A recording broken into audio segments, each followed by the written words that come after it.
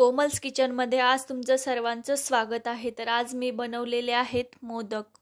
तर बघा, अतिशय सुंदर आणि एकदम टेस्टी असे मी खिरापतीचे मोदक बनवलेले आहेत। तर आपण आता त्याची रेसिपी स्टार्ट करू। तर त्यासाठी मी घेतलेलं आहे 1 वाटी गव्हाचं पीठ। त्यामध्ये थोडंसं मीठ ॲड करून घ्यायचं, त्याने छान चव येते आपल्या पिठाला। त्याला छान मिक्स करून घ्यायचं आणि थोडं थोडं पाणी ॲड करून त्याला छान घट्टसर असा गोळा याचा तयार करून घ्यायचा। तर तुम्ही बघू शकता इथे मी घट्टसर असा गोळा तयार करून घेतलेला आहे पिठाचा। तर आता आपण याला 5 ते 10 मिनिट भिजवण्यासाठी ठेवून देऊ साईडला। तोपर्यंत आपण आता खिरापतीची तयारी करून घेऊ। तर त्यासाठी मी घेतलेला आहेत, तर बघा 2 चमचे मी इथे खसखस घेतलेली आहे, इलायची पावडर घेतलेली आहे, साखर घेतलेली आणि 1 वाटी मी खोबऱ्याचा किस घेतलेला। तर पहिलं आपण आता खसखस एका कढईमध्ये थोडेसे छान भाजून घेऊ। तर बघा इथे मी खसखस भाजून घेते। तर अशा प्रकारे तुम्ही गव्हाच्या पिठाचे मोदक जर बनवले तर खूप टेस्टी होतात खायला। तर तुम्ही बघू शकता इथे मस्त आपली खसखस भाजून झाली आहे। आपण आता तिला एका बाउलमध्ये काढून घेऊ। त्यानंतर आपण आता त्याच बाउलमध्ये खोबऱ्याचा किस ॲड करून घेऊ। त्यानंतर साखर ॲड करून घेऊ। तर तुम्हाला जेवढं गोड आवडतं त्याप्रमाणे तुम्ही साखर कमी जास्त करू शकता। त्यानंतर आपण यामध्ये आता इलायचीची पावडर आहे ती ॲड करून घेऊ। त्याला छान मिक्स करून घेऊ। हे मिश्रण छान एकजीव करून घ्यायचं आहे। तर बघू शकता इथे मस्त आपली खिरापत रेडी आहे।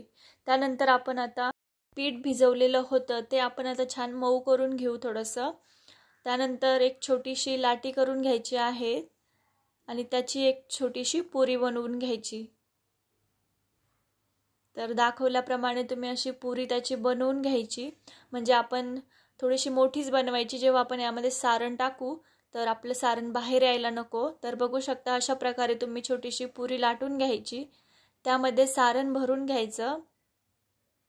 तर बघा इथे मी 1 चमचा सारण टाकलेला आहे आणि याचा आपण आता मस्त मोदक तयार करून घेऊ। तर बघा अशा प्रकारे छान पाकळ्या तयार करून घ्यायच्या आणि मग त्याला आपण आता छान पॅक करून घेऊ। तर बघू शकता इथे मस्त आपला मोदक रेडी आहे। तर बघा आपला इथे मोदक रेडी आहे। अशाच प्रकारे मी इथे सर्व मोदक तयार करून घेते। तर तुम्ही बघू शकता इथे मी सर्व मोदक तयार करून घेतले। तर बघा इथे मी 11 मोदक तयार करून घेतले। तुम्ही 21ही करू शकता, तुम्हाला आवडेल त्याप्रमाणे तुम्ही करायचे। तर मी ते 11 मोदक तयार करून घेतले आणि एका कढईमध्ये तेल गरम करून घेतलं आणि त्यामध्ये आपण आता हे मोदक तळून घेत आहे। तर व्यवस्थित आपल्याला आता हे मोदक तळून घ्यायचे। तर गॅस थोडासा फुल करायचा, म्हणजे आपल्या मोदकमध्ये तेल जिरणार नाही। तर तुम्ही बघू शकता इथे मस्त आपले मोदक तळलेले आहेत। आता आपण एका डिशमध्ये यांना काढून घेऊ।